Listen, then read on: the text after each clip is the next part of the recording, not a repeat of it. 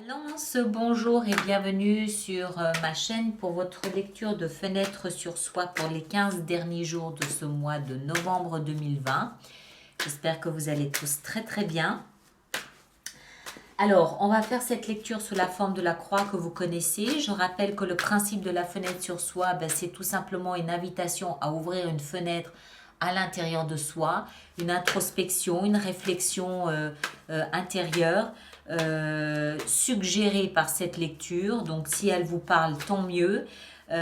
Auquel cas, je vous invite peut-être aussi à aller visionner votre signe ascendant et lunaire, sachant que ces lectures-là peuvent avoir des informations, des détails qui peuvent corroborer, vous apporter d'informations d'une manière générale sur la période que vous traversez, la période que vous vivez actuellement. Donc c'est une lecture qui s'adresse aussi bien au signe solaire qu'au signe ascendant et au signe lunaire en balance. D'accord?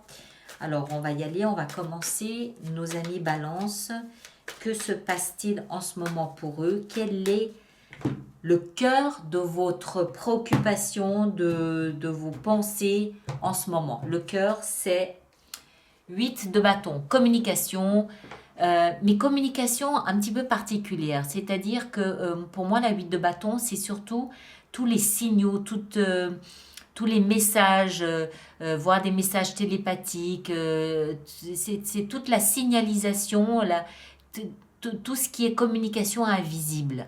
D'accord? Donc, vous avez peut-être des synchronicités, vous vivez des synchronicités en ce moment, vous percevez 3, 4, 5, 6 fois le même message dans une journée, ça finit par vous interpeller. C'est que oui, forcément, il y a quelque chose.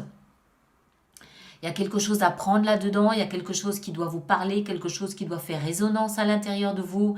C'est un appel du pied à regarder dans une direction, à vous poser peut-être une certaine question particulière, vous interroger sur un sujet en particulier. Voilà, il y a plein de choses autour de vous qui peuvent vous interpeller dans la vie de tous les jours et qui vous poussent peut-être à une forme d'introspection, qui vous poussent peut-être à une forme de réflexion sur un thème ou un sujet en particulier. On va essayer d'en savoir un petit peu plus. Ce qui vous amène là-dedans, donc votre passé est fait de confort, est fait de protection, est fait de sécurité, aussi bien sur le plan matériel que sur le plan peut-être familial, sur le plan du transgénérationnel. Vous êtes probablement à l'aise, en bon terme et confortable avec votre passé, avec votre histoire, avec l'histoire de votre famille, avec votre patronyme. Il y a tout l'héritage. L'héritage ici qui vous rassure, qui vous protège et qui vous donne cette sensation d'être au bon endroit, d'être dans la bonne famille, au bon endroit et que quoi qu'il arrive, vous serez toujours soutenu, vous serez toujours compris et vous serez toujours protégé. D'accord? C'est votre passé. Proveniez d'un endroit où vous vous sentiez ok, c'est bon, là j'ai de quoi être protégé. Dans votre tête, l'impératrice. Alors, dans votre tête, que vous soyez un homme ou une femme, ça n'a rien à voir, vous avez probablement cette image de vous ou de la vie ou des circonstances initiées par cette lecture, de quelqu'un qui est le pourvoyeur d'amour. Vous êtes vraisemblablement un pourvoyeur ou une pourvoyeuse d'amour, d'abondance d'amour. Vous êtes l'impératrice, il y a ici une notion de rapport à la nature, je suis le gardien de la nature, je suis le gardien du cycle de la nature. Vous êtes peut-être un patriarche, peut-être une matriarche, vous êtes peut-être celui ou celle qui veillait sur la descendance, qui veillait sur la transmission d'un savoir ou d'un patrimoine aussi. Il y a vraiment une notion ici de quelqu'un qui est apaisé, qui est serein et qui de ce fait s'assure que la progéniture ou plutôt la génération, enfin oui, la génération à venir reçoivent de l'amour en abondance, reçoivent de l'abondance tout court, reçoivent ce qu'il faut pour qu'elles se sentent en sécurité et protégées. Il y a une notion ici de gardien de ma lignée familiale, de gardien de mon héritage.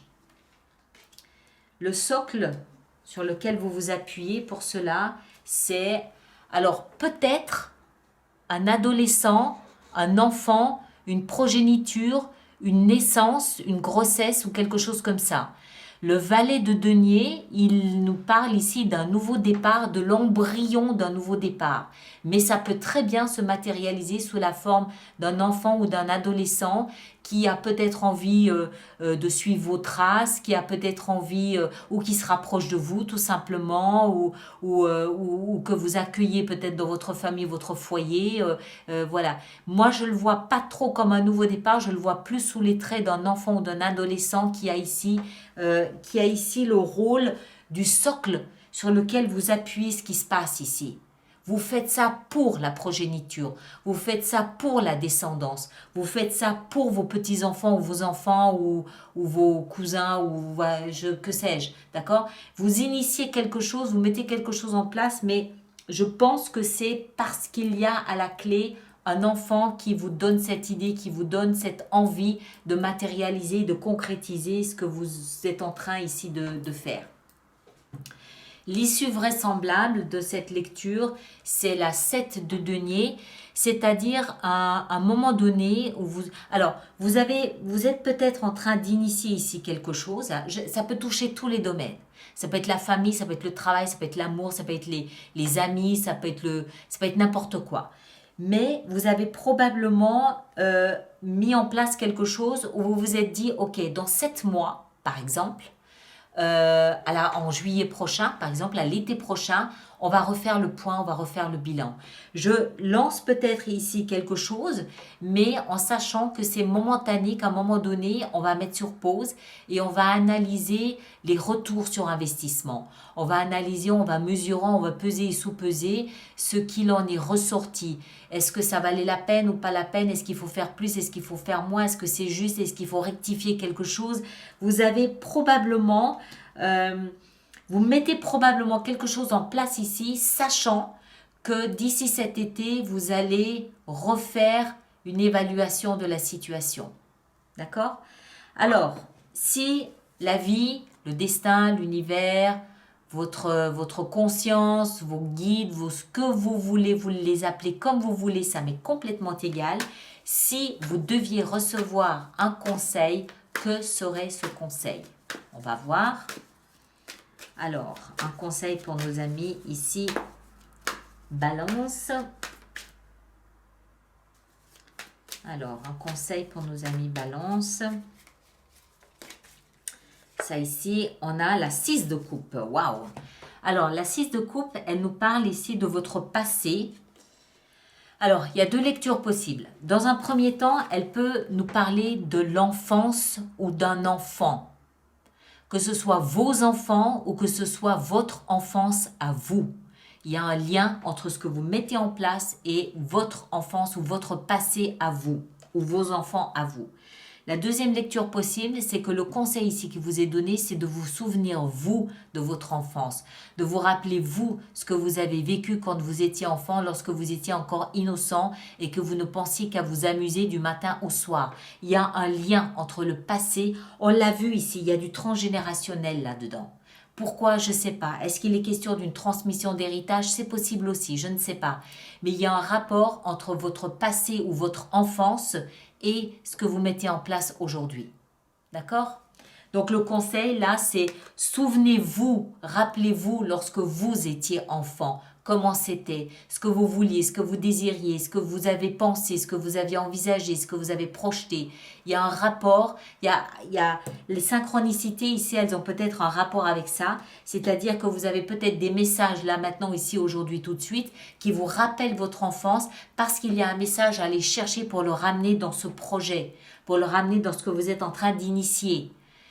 C'est peut-être la façon que vos guides ont trouvé de vous dire, souviens-toi lorsque toi tu étais jeune, comment tu voyais les choses.